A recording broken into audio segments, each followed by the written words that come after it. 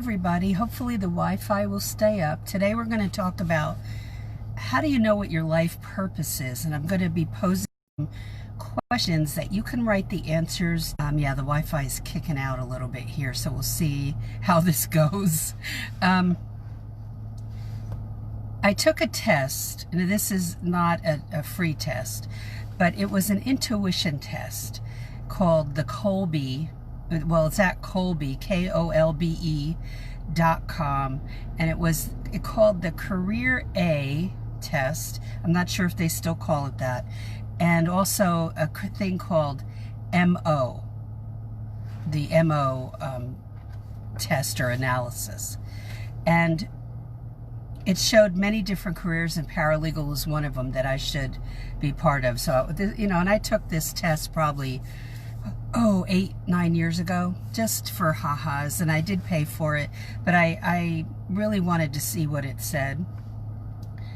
I knew that certain aspects of working in an office, a lot of the parts of working in an office fit me to a T. But the one thing that I am not is a bookkeeper. And my cousin's wife is a bookkeeper. I think she got her CPA. Her daughter is getting her CPA. That runs in that side of the family. That was not, while I could do it, and I have done it, did it for my church for 3 years, it isn't something that makes me happy. And that's part of understanding your purpose, is that you're doing something that is worthwhile and you feel like it's a total fit for you. And you have to know, for instance, we're talking about the paralegal field. You have to know a lot about it before you understand whether it's a fit for you. However, when I jumped into it, I didn't know anything about it except that two aunties had worked in it. That's all I knew. And I had no clue what it was about. But I found myself understanding that certain aspects of it I liked and other aspects of it I didn't. And if any of it involved bookkeeping, that wasn't for me. And I also don't like to file the hard copies. And I think most people would say that because we run out of time in the day to do it. And sometimes it can be relaxing, but when you don't have enough time, it's not relaxing. So I really don't like to file hard copies. But that is something you will discover for yourself as you go in this career. You'll find things, I don't really like this, but it's the nature of this career, this job, that I have to do it. So I'll take the sour with the sweet, and I'll just put up with certain aspects of the work. And it might be that you don't like to do any type of dictation, or you don't like to make appointments, or when I say that, arrange depositions and that type of stuff, that it's annoying to you. You will come up with those things that you just don't like, but it's part of the job, so you do it. And if you've been in the workforce for any length of time, every job is like that, right? So here we're going to go over some questions. Now, one of the things I wanted God to show me was, what is my purpose in life? What am I supposed to be doing? Some of you will own your own business. Some of you already do. Some of you will work for a law firm or government agency or corporation. Some of you will work for a nonprofit. And along the way, I've had someone on the page tell me, along the way they learned that they wanted to be a counselor and totally shifted their career because they found that out through helping clients, just helping them with understanding some paperwork, not giving legal advice, but understanding when an appointment was and seeing the problems of the clients, mental issues, and emotional issues, things that they were going through because of legal issues. And some people end up shifting because they discovered what their purpose was, and they discovered it wasn't being a paralegal, it was being something else. And that's very important to tune into, what you understand your purpose to be. And it unravels, like that picture of what you're supposed to be doing unfolds step by step. So give it some time, and to understand what area of law you should really be working in. You may start out to get your foot in the door in one area of law, but find out, this doesn't float my boat, it's not my passion. Let me find out about some other areas of law. That's why I tell you to do a lot of research on areas of law, so you know what you would be doing as a paralegal. So, if you could sketch out on a piece of paper, with just writing, what do you feel your life purpose is today? Will you be open to that changing down the road if it's needed to change? Will you be willing to make that change? Right? Don't get stuck in a box when there are not bigger, but different plans for you. Doesn't have to be bigger, but it might be different, okay? Be open to that. Keep your mind open. How well do your current roles, if you're working right now, how does that fit you right now? If you're not in the legal field, you've been working in some other area, how has that fit you? What about it did you like? What did you not like? And what are your natural abilities? Things that aren't that hard for you to do. I know people who adore bookkeeping. I know people who are better typists than I will ever be. But that doesn't mean that hinders me as a paralegal. I can type fast, but they type 30 words a minute more than I do. But that doesn't mean that they're a better paralegal, they're just faster in that area, in that little area. What are your natural abilities that you have? Now, I was out to lunch with a friend years ago. Gosh, it's been probably 17, 18 years ago. And we have not seen each other since I left that law firm. But we're in touch on Instagram. This is a person who is one of the kindest people you would ever meet in your life. And when we were having lunch and she was seeing what I was up to and where I was going to a different law firm, and she said, I don't know if I could do what you do. I don't know. And I said, well, what are your giftings? What are your gifts? What are your natural abilities that God has given you? And she said, I've never thought about it. But it's important to think about it for you. Think about what people have said you're good at. They notice it. Friends, and if they haven't said it, go ask them. Ask a very close person in your life, what do you see that I'm good at? See what they say. Okay? It's very important to understand that about yourself. What are some of the important dreams that you would like to go after in the next 5 to 10 years? It may be just 5 years that you're thinking about and you're mulling this over in your mind. Where do you see yourself going? Can you dream that far ahead? It's okay to dream, and it's okay to dream that far ahead. Okay? Even if, in my own life, my folks didn't have the, I don't think they felt they had the freedom to dream. I don't think they felt that. And I don't think my immigrant grandfather felt he had the freedom to dream. He just had to work. And that's how my parents were too. And so they didn't relate to like having dreams. It's like you just have to work and bring in a paycheck. And it's okay to dream. It's perfectly okay to do that. You don't need my permission. It's just okay to do it. The worst thing is to feel stuck, and I have felt that too. And so when I would see that a certain area of law was not my passion, I had to make a change. Or some other things were happening at a law firm that weren't good, I made a change. Be open to change.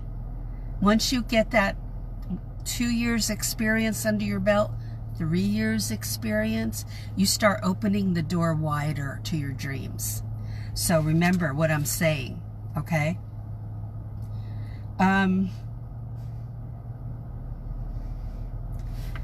If you've taken one of those personality tests, and no, they're not always that accurate, but if you've taken a personality test, what is it saying? You know, the DISC or the Myers-Briggs, don't rely on that too heavily, okay? It's not something that God relied on when he created you. So just somebody came up with these tests. It doesn't mean that they're 100% accurate. And it doesn't mean the test I took at Colby.com is 100% accurate. So what I know is what God is showing me when I'm in a position that this just makes me happy. This lights my fire. That's what I want you to understand about when you're in a law firm and you finally, after 6 months, you start to understand what you're doing. And yes, it takes that long or longer, that you will be doing what you want to do. And always ask yourself that, am I happy doing this? You're building a career that can be very flexible. So don't put yourself in a box that you can never move, you can never change. Jobs, you know, I've known people to stay in one job for 17 years, but they were miserable. Don't be like that. Okay, don't do that. If you're going to come home cranky every day and you don't feel you're doing what you should be doing, it takes courage to not put yourself in a box. Playing it safe is not courageous. Okay? It's something we have to do in order to get a foothold. But then as you start to gain more knowledge, you start opening the door to freedom wider into a more flexible career. Okay? So I'm going to not go further than this today. I want you to think about your actual purpose. What is your goal for your career? Not a 9-to-5 job, but your career that you're building. Because if you're a mom or a dad and the kids are still at home, eventually they're going to be leaving. And you're going to be needing something very interesting to get over those hurdles of them leaving, of your life taking on a different, like shifting into a different sphere, into a different place. Or you're going through a different type of life change right now, and you want something to build for yourself. That's a wise thing to do. Very wise thing to do. And you don't have to stay in a place where maybe they don't appreciate you like they should, or it's, you know, your coworkers are, it's difficult. You don't have to stay.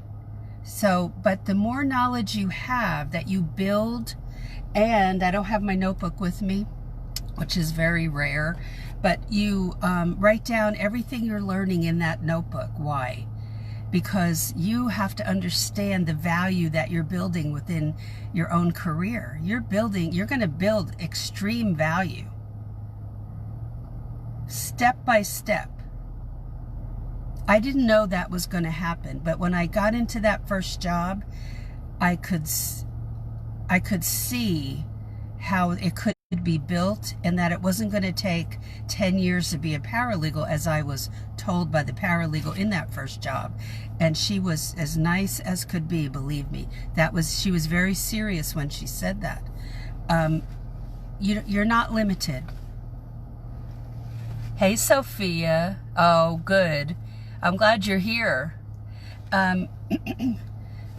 We all, when I went into the legal field, my daughters were 13 and 15. And I knew within a very short amount of time my oldest daughter would be at Florida State University more than likely, and that's where she went. And that's one of the reasons we moved to Florida, because we had a life change. My husband's job ended, and a bunch of people along with him were let go. And so we lost everything except the clothes on our backs and our cars, our 2 cars. And so we had to pull our daughter out of college. Couldn't pay for it. Life changes. But the world did not come to an end. And things were, after about a year and a half, things started to smooth out. And that's what I was praying for, that things would become easier. And that having having the legal career kept us afloat. So you're building something that will pay off. And that's what you have to tell yourself when you feel like quitting, that you have to keep going and that it will pay off. And it might not feel like it in the first 6 months, but keep trucking. Keep going, keep adding knowledge, write everything down in your notebook that you know how to do. Keep pages just for one, like if you're looking at family law, keep pages for that, put it in a folder, your notes, so you can refer back to it. That's what good paralegals do when we find nuggets, okay? You will get there. But understanding what you're good at is important. And, you know, I'm not a bookkeeper. I don't claim to be good at it. I did it for 3 years, simple bookkeeping. But it's not something I go after. And so ask yourself, what is it that really makes me happy? I actually liked having everything organized in the law firm. I am that personality in the law firm. At my house, I'm not that personality, but that's what I have to do so I don't stress out, and I know where everything is, and you know how every case is moving along. That's what we do as paralegals. So if that floats your boat and you look at this as something that is you're building long term, you know, I mean, even if you're in your 50s, you could seriously be working for 20 more years. You know, you may not want to, but you could see yourself, you could be doing that if you so choose. And that's the choice, you know, because by then you're just terrific. You're a terrific paralegal and you have a lot of knowledge under your belt, and people will be happy to have you, no matter your age. So stop with the ageism. You know, there's enough people that do that against older people. You don't need to do it to yourself. So don't get stuck in that. I've had people who are 38 think that they were over the hill. Please. But I understand it because society tends to do that stuff. But, you know, it's what you know what I'm going to say my saying. It's what you bring to the table. It's your arsenal. It's what you know how to do, and little by little you add to that. So, are you in your purpose? Are the duties that paralegals perform, are some of those duties things that you will like to do? You don't have to like to do all of them. You don't. You have to do them, but you don't have to be in love with all the duties, because none of us are. There are certain things that just float our boat, and other things we just despise. I don't like being on the telephone, but I have to do it. And I don't like that phone ringing. You know, it's like something. And so what is it that you see yourself doing every day that you will love? And what do you see yourself doing 5 years down the road? Do you have a dream? And it's okay to write that down and look at it and see what, and then you can date that page and look back and see, oh, yeah, I did think that way. You never know what will happen. Okay, God has great plans for all of you. You know, commit this career to Him and watch what happens. Ask Him for guidance in your prayers. Ask Him for guidance to show you what you should be doing, and He will. He'll reveal it. Pray over your interviews. Pray over your resume and cover letter when you send it out. And ask Him to not give you the job if He doesn't want you there. Be brave enough to say that, because you don't want to be where He doesn't want you. There are good reasons why you don't get some of the jobs, and you should let it go. Okay? It was better that you're not there. So it probably was not a good place to work. So pray over that. He will show you every step of the way what your real purpose is in this life. All right, so have a great day. My grandson is probably on his way up. We're going to just hang out this afternoon, and I have the afternoon off today, so that's a good thing, because we're not getting to see many people. Hope you're all doing well today. Sophia, thanks for being here, and anybody else who was here with me live and then on replay. Let me know in the comments or on the page somewhere if you any thoughts that you have about this. I would love to hear. All right, have a great one. Bye, Sophia, and I will talk to you in the next live tomorrow. Bye.